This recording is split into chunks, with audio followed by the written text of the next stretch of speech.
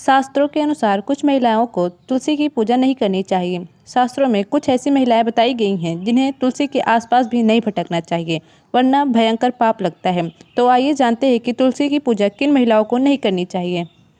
शास्त्रों के अनुसार देव उठनी एकादशी पर तुलसी विवाह को सबसे ज़्यादा शुभ माना जाता है। तुलसी विवाह से न केवल शुभ फलों की प्राप्ति होती है, बल्कि कन्यादान जैसे बड़े पुण्य की भी प्राप्ति होती है। मासिक धर्म के दौरान महिलाओं को तुलसी का पूजन नहीं करना चाहिए। इस संदर्भ में महाभारत कालीन एक कथा आती है, जब युधिष्ठिर द्रौपदी समेत समस्त पांडवों को जुआ में हार गए थे और दुर्योधन ने उस दौरान द्रौपदी को सभा भवन में बुलाया था।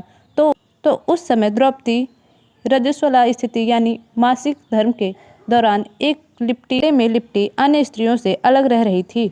उस समय उसने किसी तरह की पूजा तो दूर, अपने किसी बड़े से आशीर्वाद लेने के लिए भी नहीं गई थी।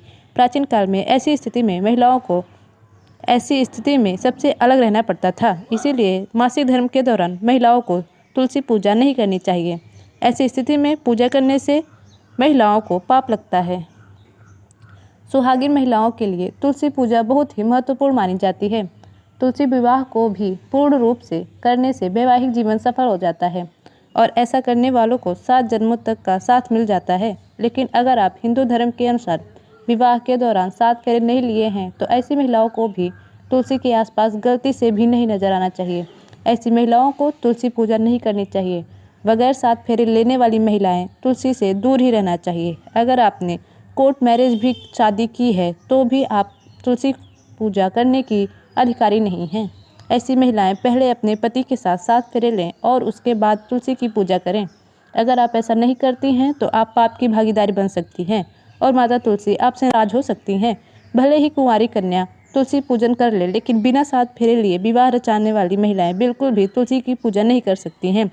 चरित्रहीन व्यक्ति और मन में गंदे विचार रखने वाली महिलाओं को भी तुलसी के पौधे से दूर ही रहना चाहिए। ऐसे व्यक्ति की पूजा तुलसी माता कभी भी स्वीकार नहीं करती हैं। शास्त्रों के अनुसार अगर आपके मन में गलत विचार आते हैं और दूसरे लोगों के प्रति आपके मन में गलत भावना है, तो आपको तुलसी के पौधे से दूर ही रहना चाहिए। ऐसे व्यक्ति को तो तुलसी विवाह में भी शामिल नहीं होना चाहिए। माता तुलसी ऐसे लोगों से हमेशा क्रोधित रहती हैं और ऐसे व्यक्ति की पूजा भी माता तुलसी कभी स्वीकार नहीं करती हैं। अगर आपका मन सच्चा है तो तभी आपको तुलसी की पूजा करनी चाहिए। हिंदू धर्म में तुलसी सर्वश्रेष्ठ और पूजनीय है। शास्त्रों में उल्लेख मिलता है कि जिस घर में तुलसी का पौधा नहीं होता तो वहाँ पर नकारात्मकता वास करती है। आपको बता दें कि तुलसी न केवल धार्मिक रूप से महत्वपूर्ण है, बल्कि वैज्ञानिक रूप से भी बहुत ही गुणकारी मानी जाती है। तुलसी में अनेक औषधीय गुण पाए जाते हैं और तुलसी कई प्रकार की होती है, जैसे रामा तुलसी, श्यामा तुलसी, वाना तुलसी, कपूर तुलसी आदि। लेकिन घरों में मुख्य रूप से रामा और श्यामा तुलसी पाई जाती है।